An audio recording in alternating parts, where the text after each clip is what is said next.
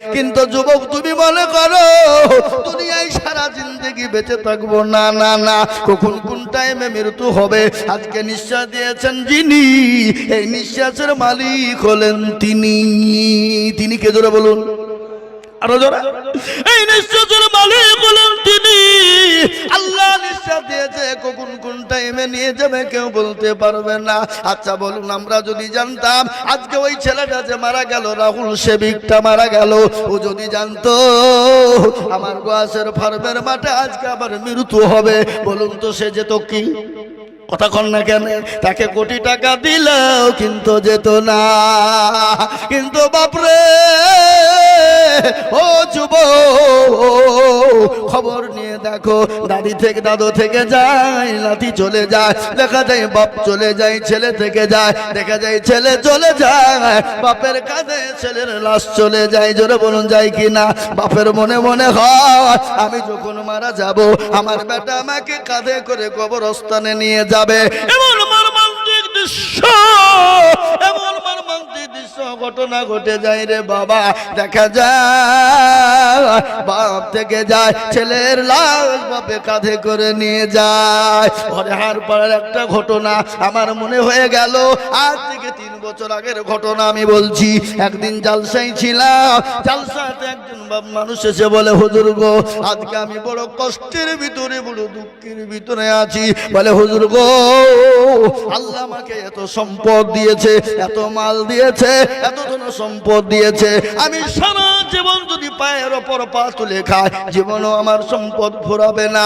আমার ছেলেকে বলেছিলাম, বেটা রে তোকে চাকরি করতে হবে না, চাকরি করার প্রয়োজন না, কিন্তু বেটা শুনি না। বলে, আব্বা সরকারি চাকরি আসছে, আমি কেন পড়বো না, আমি কেন চাকরি নিব না? সে ছেলেটা চাকরি হয়ে গেল, হাই স্কুলের আপনার চাকরি, আপনার চাকরির অ্যাপয়েন্টমেন্ট লেটার চলে এলো, আগামীকালকে জয়েন হবে। তার আগাদিন বাড়িতে গরমের টাইমে এরকম করে ফ্যানে হাত দিয়ে ফ্যানের সুইচটা টিপতে যাবে। ও মুসলমান, ওই যুবক ফ্যানে হাত দেওয়ার কারণে দুনিয়া থেকে চলে গেল।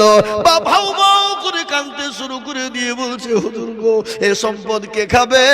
আমার সন্তানের জন্যই করেছিলাম, আমার একটাই কলিজার সন্তান আজকে দুনিয়া থেকে বিদায় হয়ে গেল। বাপ জানে না সন্তানকে কাঁধে করে নিয়ে, বাপ ঘাড়ে করে নিয়ে কবরে যাবে, এটা ভাব বুঝেনি। কিন্তু মর্মান্তিক দৃশ্য আমি আপনাদেরকে বলি, এই ঘটনা যদি দেশের দুনিয়ার কোনো মানুষ করতো, বলুন তো তার গোষ্ঠী ষষ্ঠী হয়ে যেত কিনা? জোরে বলুন, হতো কি হতো না? কিন্তু করেছেন কে? জোরে বলুন কে? তিনি বলেন আমার আল্লাহ। তাই আমি বলবো দুরুদ মুসলমান মুক্তার পুরলারা, আল্লাহ কোরআনে পাকে বলেছেন, ওয়া মা খালাকুতুল জিন্না ওয়াল ইনসা ইল্লা লিয়াবুদুন। আল্লাহ বললেন, বান্দারে আমি তোমাদেরকে বানিয়েছি আমার ইবাদত করো, বন্দেগী করো, আমার দ্বীনকে মানো, আমার ইসলামকে মানো, আমার কোরআনকে মানো রে বান্দা। ও মুসলমান, তুমি যদি আমার দিন নামাজ হুকুমকে পালন করে নিতে পারো, আমি আল্লাহ দুনিয়াতে শান্তি দেব, পরকালে শান্তি দেব। আমার ঘটনা মনে হয়ে গেল, বিশ্ব নবী দয়ার নবী রহমাতুল লিল আলামিন, দয়ার নবী মায়ার নবী, নবী নবী নবী নবী আরবি মুহাম্মদুর রাসূলুল্লাহ সাল্লাল্লাহু আলাইহি ওয়াসাল্লামের ঘটনা। আল্লাহর নবী একদিন মৃত্যু শয্যায় সজ্জিত, প্রচন্ড বুকে ব্যথা, মাথায় যন্ত্রণা নবীজি সহ্য করতে পারে না, প্রচন্ড যন্ত্রণা। আল্লাহর নবীর কাছে জিবরিল আলাইহিস সালাম এসে বললেন, আসসালামু আলাইকা ইয়া রাসূলুল্লাহ। নবী গো আপনি কেমন আছেন গো নবী, আপনি বলুন। আল্লাহর নবী বললেন, ওয়া আলাইকুম আসসালাম ইয়া কি জিবরাইল। ও আমার ভাই জিবরাইল, আমি তো ভালো আছি কিন্তু খুব একটা ভালো নয়। বলে, নবী গো আজকে একটা ঘটনা আপনাকে আমি বলবো। আমি আজকে এমন একজন মানুষকে এনেছি, এমন একজন ফেরেশতা আপনার কাছে এনেছি গো নবী, যে ফেরেশতা জীবনে কোনোদিন কারো কাছে অনুমতি নেয় না এবং কিয়ামত পর্যন্ত অনুমতি নিবে না। বলে, নবী গো আপনি যদি হুকুম দিয়ে আমি তাকে আনবো। নবী বললেন, ও জিবরাইল, আমি যদি হুকুম না দিই সে যদি চলে যায়, আমি তাকে যদি বলে চলে যাও, বলে নবী গো আপনি যদি হুকুম দেন সে তো চলে যাবে। বলে তাই নাকি? আল্লাহর নবী বলেন, না না না, তাকে আমার কাছে পাঠিয়ে দাও। হযরত আজরাইল আলাইহিস সালাম নবীর কাছে এলেন। নবী বললেন, আসসালামু আলাইকুম। আর নবীকে বললেন, আসসালামু আলাইকুম ইয়া রাসূলুল্লাহ। ও আল্লাহর হাবিব, আল্লাহর দোস্ত, আল্লাহর প্যারা নবী, ও নবীজি আপনি কেমন আছেন? আল্লাহর নবী বলেন, আজরাইল রে, আমি তো মোটেও ভালো না। বলে নবী গো আপনি যদি হুকুম দিন আমি আপনার জানটা কবুল করব, আর আপনি যদি হুকুম না দেন আমি এখান থেকে ফিরে চলে যাব গো হাবিব। বিশ্ব নবী বললেন, ও আজরাইল তোমাকে অনুমতি দেওয়া হলো, তুমি জানটা কবুল করে নাও। বিশ্ব নবীর বুকের উপর হাতটা আজরাইল দিলেন। আল্লাহর নবী বললেন, ও আজরাইল তুমি যখন আমার বুকের উপর হাত মারলে মনে হলো আমি নবী আমার বুকের উপরে উহুদ পাহাড়টা এসে বসে গেল। সুবহানাল্লাহ বলবেন না? বিশ্ব নবী বললেন, আজরাইল আমি নবী হয়ে যদি আমার বুকের উপরে উহুদ পাহাড়টা বসে যায় মনে হয় এত কষ্ট হয়। ও আজরাইল আমার উম্মতি না জানি কি কষ্ট হবে। ও আজরাইল আবার উম্মতি কি কষ্ট পাবে। নবী বললেন, নবীকে বললেন, ইয়া রাসূলুল্লাহ আপনার উম্মতি কোনো রকম কষ্ট পাবে না। বলে কেন পাবো না, পাবে না? বলে নবী গো ছোট বাচ্চা ছেলে আপনি দেখেছেন যেমন মায়ের স্তনে দুধ খেতে খেতে যেমন বাচ্চা ঘুমিয়ে যায়, যেমন টের পাই না, ওগো নবীজি আপনার উম্মতি যারা নামাজি হবে, পরহেজগার হবে, কোরআনওয়ালা হবে, ওগো নবীজি তারা সুন্দর করে ঘুমিয়ে যাবে, তাদের মৃত্যুকালে তারা কোনো রকম কষ্ট পাবে না। ও মুসলমান দরদি, বিশ্ব নবী বারংবার একটাই কথা বলে গেছেন, ও আমার সাহাবারা নামাজ, ও আমার সাহাবারা সালাত, আইমা মালাকাত আইমানুকুম নামাজ, ও আমার উম্মতেরা সালাত, তোমরা নামাজ পড়ো, সালাত আদায় করো। আল্লাহ রাব্বুল বললেন আমি দুনিয়া জমিনে তোমাদের শান্তি দিয়ে দেব। ও মুসলমান, আজকে নামাজ না পড়ার কারণে মসজিদ আজান হয়, মসজিদের ডাকে সাড়া না দেওয়ার কারণে আমাদের মসজিদগুলাকে কেড়ে নিতে চাইছে। বাবরি মসজিদ নিয়ে নিল, কালকে যে মুক্তারপুরের মসজিদ নিবে না, এ গ্যারান্টি কার আছে বলুন? আছে গো? এই কথা বলেন না কেন? গ্যারান্টি আছে? বাবরি মসজিদ নিয়ে নিল, কালকে যে মুক্তারপুরের মসজিদ কেড়ে নিবে না, এ গ্যারান্টি কেউ দিতে পারবে? এ গ্যারান্টি দিতে পারবে না। কিন্তু আমি আপনাদেরকে বলবো, গোটা পৃথিবী, গোটা ওয়ার্ল্ডের মাটিতে আজকেই নয়, যুগ যুগ যুগ যুগ যুগ যুগ ধরে ইসলামকে মিটিয়ে দেওয়ার চেষ্টা চলছিল। চলছে কিনা জোরে বলুন? যুগে যুগে, এখন নয়, এখন তো চলছেই বাবা, কিন্তু যুগে যুগে ইতনা মিটিয়ে দেওয়ার চেষ্টা করছিল, কিন্তু তখন যারা পারেনি। আচ্ছা বলুন তো, ফেরাউন তো নিজেই খোদা দাবি করেছিল কিনা করে নাই? জোরে বলুন কথা কান। ফেরাউন তো নিজেই খোদাই দাবি করেছিল। নমরুদ আল্লাহর সঙ্গে মারামারি করে আল্লাহকে মেরে দিয়েছিল কিনা জোরে বলুন? নাউজুবিল্লাহ, আল্লাহকে মারা হবে? হ্যাঁ, এই মুসলমান নমরুদ ইব্রাহিম আলাইহিস সালামকে বলছে, এই ইব্রাহিম তোমার আল্লাহকে সঙ্গে আমার যুদ্ধ ঘোষণা।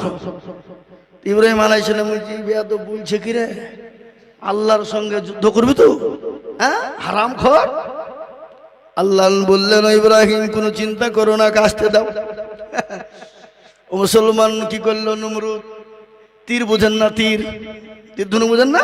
তীর ধনু খুলিয়ে ইব্রাহিম আলাইহিস সালামের কাছে গেলেন। তোমার আল্লাহকে মেরে দিব বলে তীর চালিয়ে দিলেন।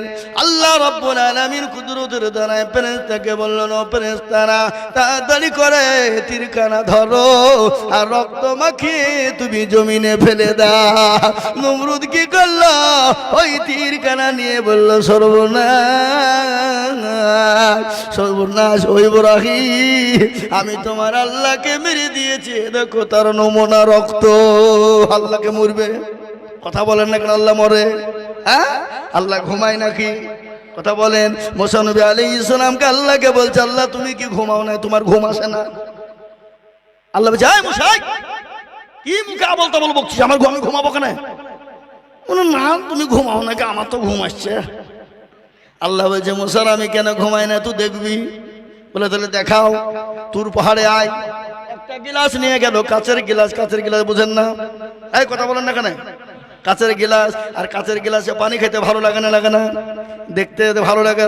আর এখনকার আমাদের মা বোনেরা কাচের গিলাস নিয়ে গিয়ে আলমারিতে সাজিয়ে রাখে, স্বামীকে পানি দেয় না। বলে কুটুম এসলে খাবে, তুমি গিলাসে এই পানি তো মগে ওখানে খাও। কি বুঝলে?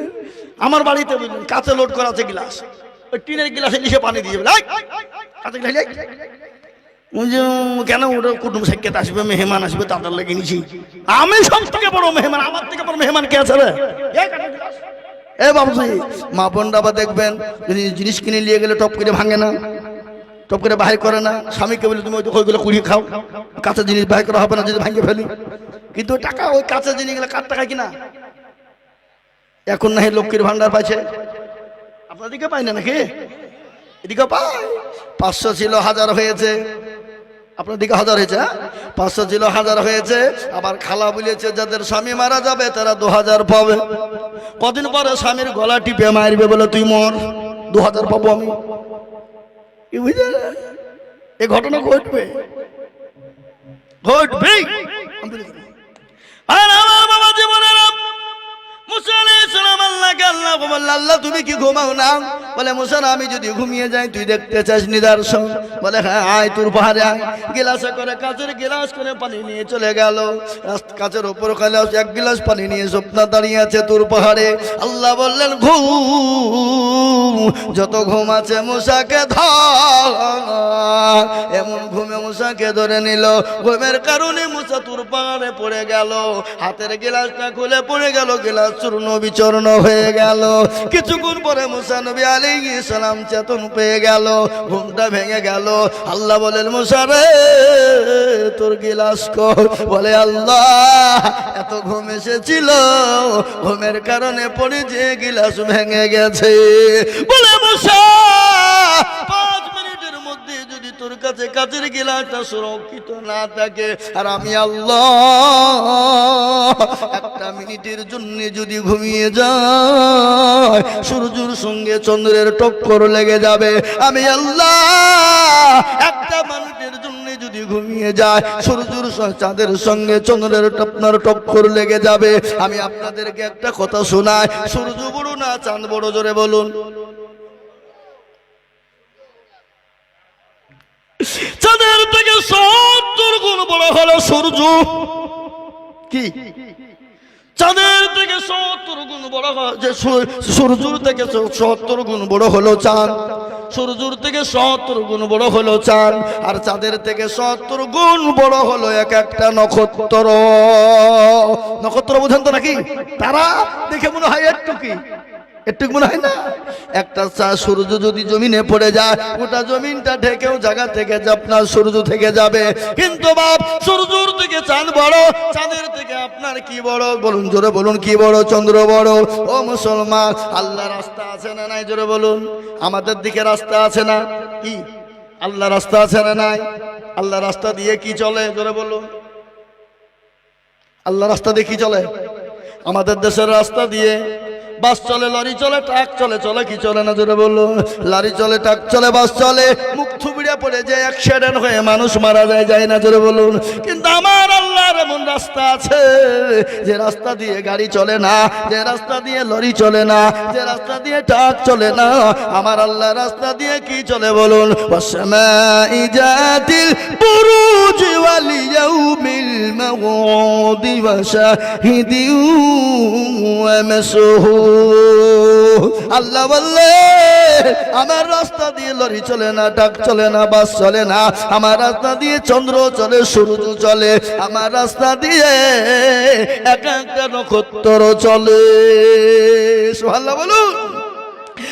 আমার বাবা জীবনেরা আল্লাহ বললেন মুসা রে, আমি যদি একটা মিনিটের জন্য ঘুমিয়ে যাই, সূর্যের সঙ্গে চাঁদের টুকরো টক্কর লেগে যাবে, চাঁদের সঙ্গে নক্ষত্রের টক্কর লেগে যাবে, চূর্ণ বিচূর্ণ হয়ে যাবে, গোটা পৃথিবীতে মানুষ বেঁচে থাকতে পারবে না।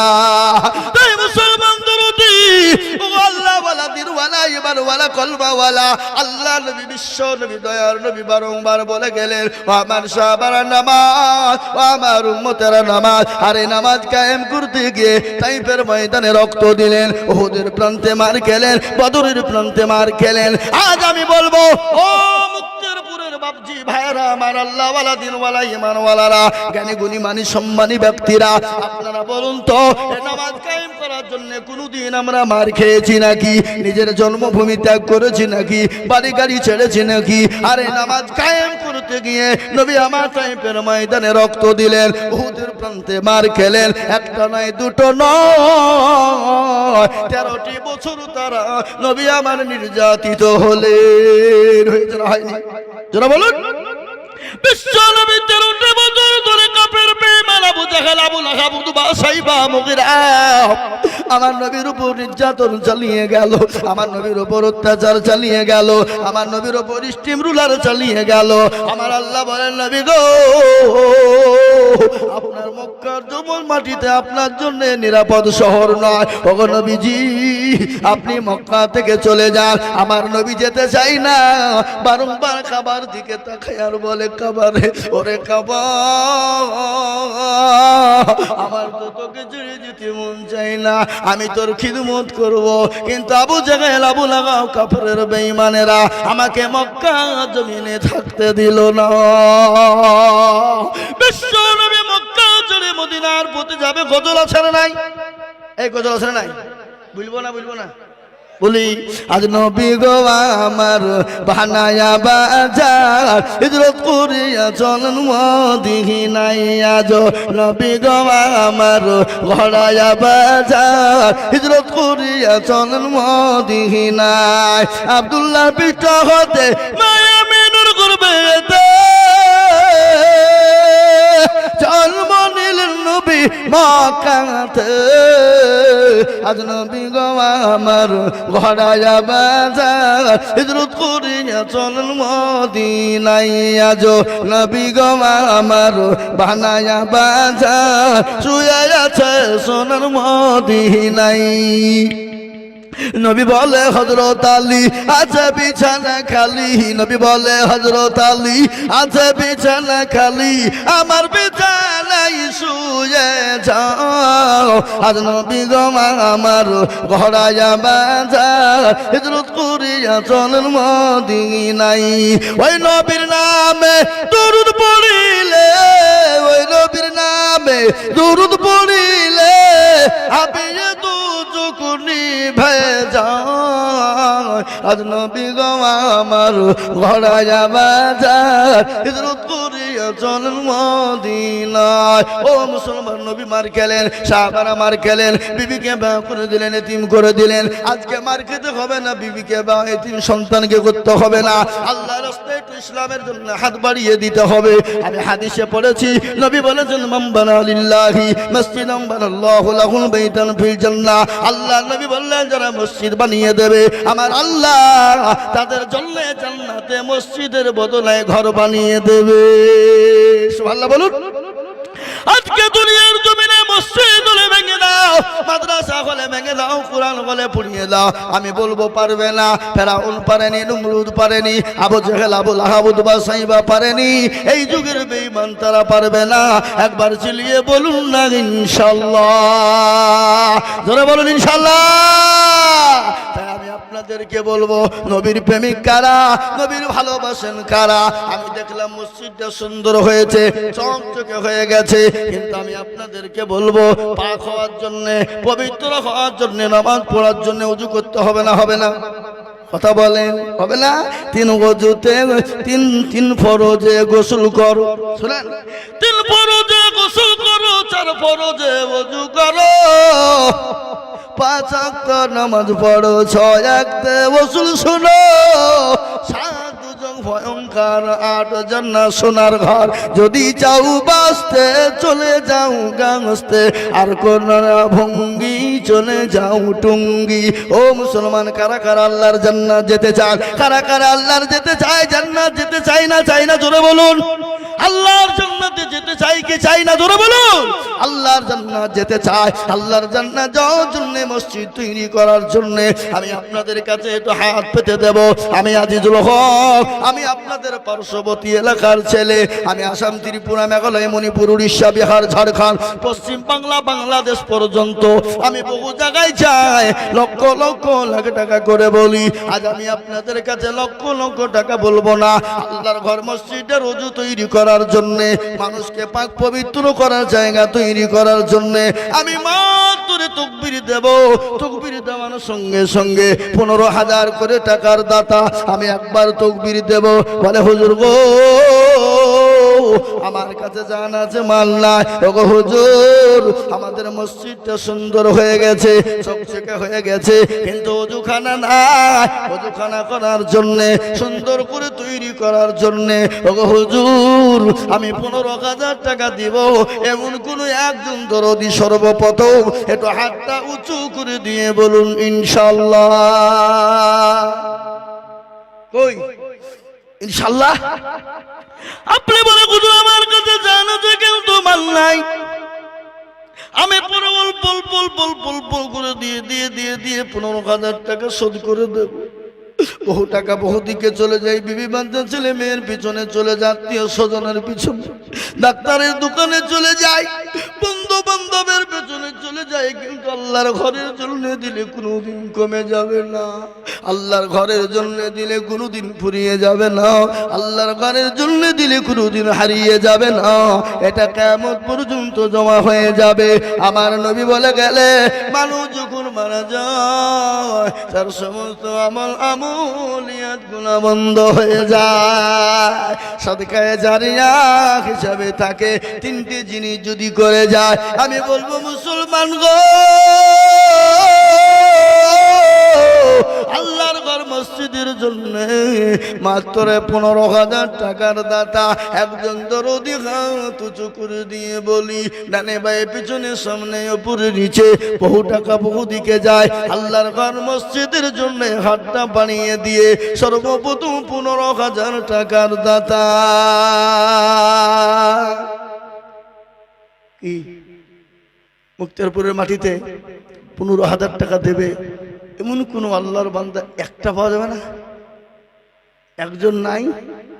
একটু হাতটা তুলে দিয়ে বলুন। আমি জানি মুক্তারপুরের মাটিতে 15,000 কেন, 20,000, 30,000 টাকা দেওয়ার লোক আছে। আছে না নাই হুজুর বলেন? আছে না নাই? কথা বলেন। আছে, কিন্তু ওরা মনে করছে হুজুর দিব না। বলে কেন? খামাখায় 15,000 টাকা দেবো ওখানে, আর কিছু টাকা দিয়ে 1 বিঘে জমি বন্ধক নিব, রসুন লাগাবো। রসুন হয় না আপনাদের দিকে? বলে হুজুর মাথা খারাপ হয়েছে আপনার, 15,000 টাকা দেবো, আর কিছু টাকা দিয়ে 1 বিঘা মাঠে জমি বন্ধক নিব, দিয়ে রসুন লাগাবো। রসুন এখন 12,000 13,000 টাকা কুইন্টাল, আপনি জানেন। 1 বিঘে রসুন লাগাতে পারলে বাজি মাঠ। কিন্তু একটা কথা বলে, রসুন কার ইশারায় হয়? কথা বলেন না কেন?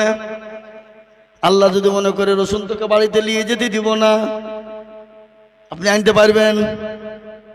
কথা বলেন না আপনারা? আনতে পারবেন না। তাহলে রুজিতে বরকত দেবেন কে? ফসলে বরকত দেবেন কে? ফসল বাড়িয়ে দেবেন কে? আপনি তো একটা খাওয়া লাগেন, কিন্তু মোটা খাওয়া হয় না। হয় না? ধরে বলুন। আপনি একটা গম বুনেন, একটা গমের থেকে কটা গম হয় কে বলেন দেখি? আপনারা বলতে পারবেন? এটা কে দিয়েছে? কোরআন খুলুন। কোরআনে আল্লাহ বলেছেন, আলাম নাজআলিল আরদা মিগাদা, আমি বানাই নাই তোমাদের কাছে জমিনকে বিছানা। এই জমিনটা বিছানা কিনা জোরে বলুন। কথা বলেন না কেন? আলাম নাজআলিল আরদা মিহাদা, সূরা নাবা 30 পারা আপনি খুলে দেখুন। তার মানে দেখুন, তার মতলব দেখুন, তার শানে নজুল খুলে দেখুন। সুন্দর ভাষা আল্লাহ কোরআনে বলে দিয়েছে, আলাম নাজআলিল আরদা মিহাদা, আমি কি বানাই নাই তোমাদের কাছে জমিনকে বিছানা। সুবহানাল্লাহ বলুন। জমিনকে আল্লাহ প্রস্তাব করেছে, মানুষ পুঁতে দেয় তো হজম করে নিবা, লোহা পুঁতে দিলে হজম করে নিবা, গিলাস পুঁতে দিলে হজম করে নিবা, প্লেট পুঁতে দিলে হজম করে নিবা। কিন্তু মানুষ যদি ধান, গম, পাট, সরষে, আঙ্গুর, বেদানা, নাশপাতি, মনোকা, আখরোটের বীজ ফেলে দেয়, খবরদার হজম করে নিবা না, একটার বদলায় তুমি ফেরত দিবা। ঠিক কিনা জোরে বলুন। এই কথা বলেন না কেন? আল্লাহ বলেছেন, আমি কি তোমাদের কাছে বানাই নাই জমিনকে বিছানা? আমি যদি তোমাদের কাছে জমিনকে পানির মতো শক্ত নরম করে দিতাম, তোমাদের বিল্ডিং বালাখানা হতো না? হতো? গজরে বলুন। কথা বলেন না কেন? আলাম নাজালিল আরদা মিহাদা, আমি কি বানাই নাই তোমাদের কাছে জমিনকে বিছানা? আমি যদি জমিনকে তোমাদের মতো কাছে পাথর করে দিতাম, পাথরের মতো শক্ত করে দিতাম, তাহলে তোমাদের ধান, গম, আঙ্গুর, বেদানা, আরো আখরোট, মনক্কা, আপনার কোনো জিনিস তৈরি হতো না। আমি যদি পানির মতো নরম করে দিতাম, তাহলে তোমাদের বাংলো, বিল্ডিং হতো না। আমি জমিনকে প্রস্তাব করেছি, মানুষ পুঁতে দিলে হজম করে নিবা, কিন্তু লোহা পুঁতে দিলে হজম করে নিবা। আমার বান্দারা যদি সরষের ধান ফেলে দেয়, গমের বীজ ফেলে দেয়, হজম করবা না, একটার বদলা তুমি হাজার হাজার ফেরত দিয়ে দেবা। 1 বিঘা জমিতে কমন ধান কম বুনেন,